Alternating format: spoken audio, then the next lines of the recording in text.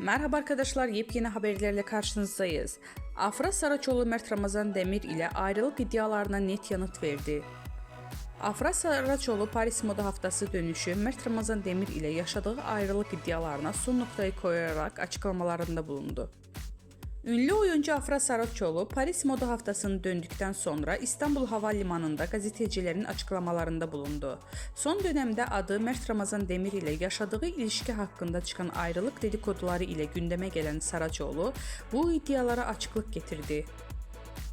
Saraçoğlu yeni projede olan Abi dizisinde başrollerini paylaşacağı Kenan İmirzalıoğlu ile arasındaki yaş farkı hakkında sorulara da yanıt verdi.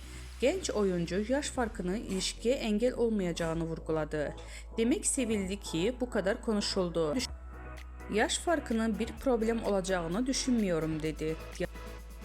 Gazetecilerin özel hayatı ile ilgili sorularına da açıklık veren Afra Saraçoğlu, Mert Ramazan Demir ile olan ilişkisini sonra erdiğini şu sözlerle doğruladı. Artık